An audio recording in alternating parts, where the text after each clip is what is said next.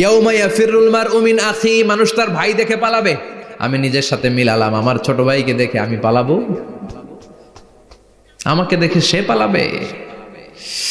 ওয়া উম্মিহি ওয়া আবি, যেই মায়ের পেটে 10 মাস আমি ছিলাম, যে মা আমি না ঘরে না গেলে ঘুমায় না, আমি না খেলে মা খেতে চায় না, আমার জন্য আমার মায়ের প্রাণ, আমার মায়ের জন্য আমার প্রাণ, কত ভালোবাসাবাসী। ওই মা আমাকে দেখে চিনবে না, আমি নাকি আমার মাকে দেখে চিনব না। আমি আমার বাবারে দেখে পালাবো। ছোটবেলা থেকে কোলে পিঠে করে আমার বাবা আমারে মানুষ করলো, বাবাকে কত ভালোবাসি, বাবার সাথে কত ভালোবাসার গল্প, এই বাবারে দেখে আমি দৌড় দিব, বাবা আমারে দেখে দৌড়াবে। ওয়া সাহিবাতিহি ওয়া বানি, সাহিবা মানে প্রিয়তমা স্ত্রী, যার সাথে এত ভালোবাসা এত খুনসুটি, তারে দেখে আমি পালাবো। ওয়া বানি, আমার সন্তান, যেই সন্তানের জন্য আমি আমার জীবনও দিতে রাজি, ঠিক কি না? সন্তানকে দেখে আমি দৌড়, আব্বু বলে ডাক দিল আমি চিনব না, আমার মেয়েটা আমারে ডাকলে নাকি আমি চিনব না, আমার মেয়েও আমারে চিনবে না। ইয়াউমা ইয়াফিরুল মারউ মিন আখিহি ওয়া উম্মিহি ওয়া আবিহি ওয়া সাহিবাতিহি ওয়া বানিহি লিকুল্লি ইমরিইম মিনহুম ইয়াউমাইযিন শাআনুন ইউগনিহি। বিশ্বনবী বললেন, আয়েশা, সেদিনটা আজকের দিনের মতো নয়, ভয়ঙ্কর একটা দিন হবে। বাবা ছেলেরে চিনবে না, ছেলে বাবার চিনবে না, মা তার মেয়েরে চিনবে না, মেয়ে তার মারে চিনবে না। মা আর মেয়ের ভালোবাসার চেয়ে বড় ভালোবাসা হতে পারে? বাবা ছেলের ভালোবাসার চেয়ে বড় ভালোবাসা? স্বামী স্ত্রীর ভালোবাসার চাইতে বড় ভালোবাসা দুনিয়ায় আছে? স্বামী স্ত্রীরে চিনবে না, স্ত্রী স্বামীকে চিনবে না, বন্ধু বন্ধুরে চিনবে না, ইমাম সাহেব মুসল্লিরে চিনবে না, মুসল্লি ইমাম সাহেবকে চিনবে না, নেতা কর্মীরে চিনবে না, কর্মী নেতাকে চিনবে না। আমরা সবসময় বিপদে আছি, তবে 4টা কাজ করলে আমাদের বিপদকে কাটিয়ে দিবে কে? আল্লাহ। ঈমান আনতে হবে কার উপর? জোরে বলেন। ঈমানের পথে অবিচল থেকে আমার মরণ যেন হয়, ঈমানের পথে অবিচল থেকে আমার মরণ যেন হয়।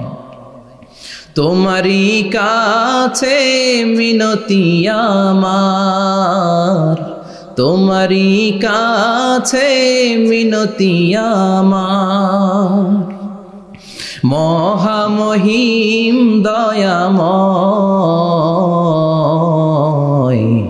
ঈমানের পথে অবিচল থেকে আমার মরণ যেন হয়। পড়েন আমিন। চমৎকার দোয়া হয়ে গেছে না? ঈমানের পথে অবিচল থেকে আমার মরণ যেন হয়। আবার পড়েন আমিন।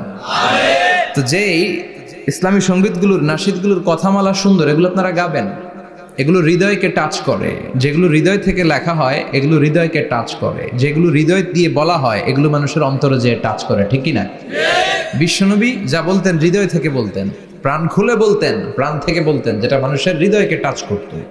আবার বিশ্বনবী কথা বলতেন কম, কিন্তু এটার অর্থ ছিল ব্যাপক। বিশ্বনবী বলতেন, ও তু জাওয়ামি আল কালিম, আমাকে আল্লাহ তাআলা জাওয়ামি আল কালিম দিয়েছে।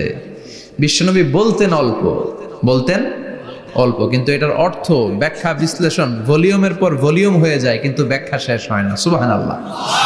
আবার বিশ্বনবী বলতেন, নুসিরতু বির-রা'বি মাসিরাতা শাহর, আমি যে এলাকায় দাঁড়িয়ে থাকি এলাকার ডানে বায়ে সামনে পেছনে 1 মাসের দূরত্বের রাস্তা পর্যন্ত ওই জায়গায় কোনো কাফের দাঁড়িয়ে থাকলে আমার ভয়ে তার অন্তর থার থার করে কাঁপে।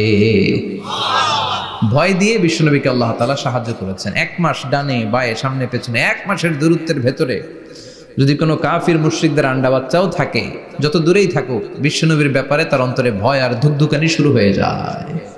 সুবহানাল্লাহ পড়েন। এজন্য আমরা বিপদ কাটাতে পারবো না যতক্ষণ না ঈমানদার না হতে পারি। পাক্কা ঈমানদার হতে হবে।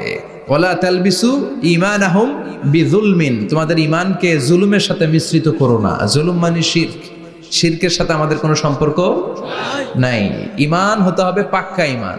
ঈমানের সাথে যদি শিরক ঢুকে, ওটা কি পাক্কা ঈমান হয়? খালিস ঈমান হয়?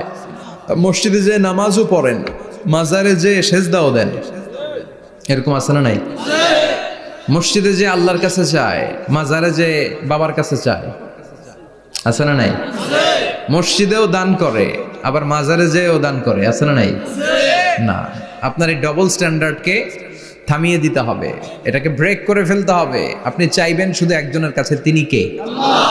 বিশ্বনবী বলতেন, ইদা সাআলতা ফাসআলিল্লাহ, যখন চাইবা আল্লাহর কাছে চাও। হাত পাতবেন কার কাছে? ওয়া ইদা ইসতাআনতা ফাসতাইন বিল্লাহ, সাহায্য যদি চাও একমাত্র কার কাছে যাবা? আমাদেরকে সাহায্য করতে পারে কে? বিপদে পড়লে উদ্ধার করতে পারে কে? কবরে মাজারে পড়ে থাকা ব্যক্তি আমাদের উদ্ধার করতে পারে? কথা বুঝতেছেন তো? সহজ না কথাটা? এতজনের কাছে যাওয়া যাবে না, এতজনের কাছে মাথা নোয়ানো যাবে না, নোয়াবো এক জায়গায়, তিনি কে? আবার বিশ্বনবী বলতেন, এই শিরিক হচ্ছে আখফা মিন দাবিবিন নামাল, পিঁপড়ার গুটি গুটি পায়ের চেয়েও শিরকটা হলো বড় সূক্ষ্ম। পিঁপড়া যেমনি গুটি গুটি পায়ে মিষ্টির দোকানে ঢুকে যায়, যে মিষ্টি নষ্ট করে, শিরক তেমনি তোমার ভেতরে ঢুকে তোমার ইমানকে নষ্ট করে দেয়। আখফা মিন দাবিবিন নামাল। আপনি পাহাড় পরিমাণ গুনাহ নিয়ে, হাদিসে কুদসিতে এসেছে, সাগরের ফেনা পরিমাণ পাপ নিয়ে আল্লাহর কাছে হাজির হয়েছেন। আল্লাহ, আমি পাপী, আমি কি? পৃথিবী না জানুক আমি তো জানি, আমি কি পাপ করেছি হায়। পৃথিবী না জানুক আমি তো জানি, আমি কি পাপ করেছি হায়। আমার পাপের করলে বিচার, বাঁচার উপায় নাই আমার। দয়াময় প্রভু মাফ করো আমায়, মাফ করো আমায়। পড়ে না আমি? আমরা সবাই পাপী। আমরা কি? বিশ্বনবী বললেন, কুল্লুকুম খাত্তাউন, তোমরা সবাই পাপী। ওয়া খায়রুল খাত্তাইন আত-তাওয়াবুন, আর এই পাপীদের মধ্যে সবচাইতে ভালো পাপী ওই পাপী যেই পাপী পাপ করার পরে তওবা করে কার কাছে? এজন্য আল্লাহ বললেন, ইয়া আইয়ুহাল্লাযীনা আমানু তুবু ইলাল্লাহি তাওবাতান নাসুহা, তওবার মতো তওবা করো, কান্নার মতো কান্না করো। চোখের পানি এটা একটা খুব পাওয়ারফুল একটা জিনিস, এটা আপনার পাপকে ধুয়ে মুছে সাফ করে দেয়, আপনাকে নিষ্পাপ বানিয়ে দেয়, ঠিক কি না? তো এই বিশাল পাপের বোঝা নিয়ে, পাহাড় পরিমাণ গুনাহ নিয়ে কিয়ামতের দিন যদি আল্লাহর কাছে আপনি হাজির হয়ে যান, ওই পাপের মধ্যে যদি শিরকের পাপ না থাকে, মানে কোনো মাজারে যে সেজদা দেন নাই, বাবার কাছে যান নাই, কোনো মাজারে মানত করেন নাই, মাজারে লাল শালু দেন নাই, মোমবাতি দেন নাই, আগরবাতি দেন নাই, মাজারে মুরগি মানত করেন নাই, এই পাপগুলো করেন নাই, অনেক পাপ আপনার আছে, কিন্তু শিরকের পাপ নাই। কোন পাপ নাই?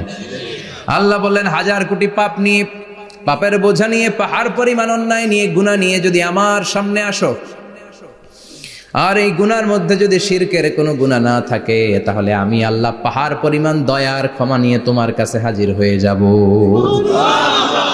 সুবহানাল্লাহ। এজন্য শিরকের সাথে আমাদের কোনো সম্পর্ক এই শিরক করলে তার মাফ নাই। ইন্নাল্লাহা লা ইয়াগফিরু আন ইউশরাকা বিহি, শিরক করে ফেললে আর মাফ নাই। এটা ভয়ঙ্কর, এটা ক্যান্সারের চেয়ে ভয়ঙ্কর। ক্যান্সারের অ্যান্সার আছে, শিরকের কোনো অ্যান্সার নাই। লা ইন আশরাকতা লা ইয়াহবাতান্না আমালুক, যদি তুমি শিরক করো, তোমার রোজা, নামাজ, হজ, যাকাত, জিকির গুলারে বাতিল করে দিবে কে? এজন্য শিরকের সাথে আমাদের সম্পর্ক আছে। এত ওয়াজ আমরা করি, তারপরে অনেক জায়গায় ছবিতে দেখি যে মহিলারা যে মাজারে সিজদায় পড়ে থাকে। এজন্য এটা ছড়ায় দিবেন, এই মাহফিলের কথাগুলো এই যে রেকর্ড হচ্ছে, এগুলো ছড়ায় দিবেন। গণসচেতনতার দরকার আছে। এই যত আমরা ট্রাই করে যাব, একটা সময় দেখবেন আমাদের এই সকলের একসাথে প্রচেষ্টার ফলে এই শিরক নামক ভাইরাস বাংলাদেশ থেকে আমরা বিদায় করে দিতে পারবো। চিল্লা এখন, ঠিক কিনা? এজন্য আমরা বিপদে আছি, তবে ইমানদার, শিরক ব্যতি রেখে খালেস ইমানের যদি অধিকারী হয়, আমাদেরকে বাঁচিয়ে দিবে কে? দুই নম্বরে ওয়া আমিলুস সলিহাত। কি বলছে মনে আছে তো? ইমান, ইমান আনলে বেঁচে গেলাম। আরেকটা কি? আমিলুস সলিহাত, নেক কাজ, ভালো কাজ। ভালো কাজ শুধু জিকির করার, নামাজ পড়া নাকি? না। আপনি কাউকে পরামর্শ দিলে এটাও ভালো কাজ। ঋণ দিবেন, ঋণ দিলে আপনার মর্যাদা বাড়ায় দিবে কে?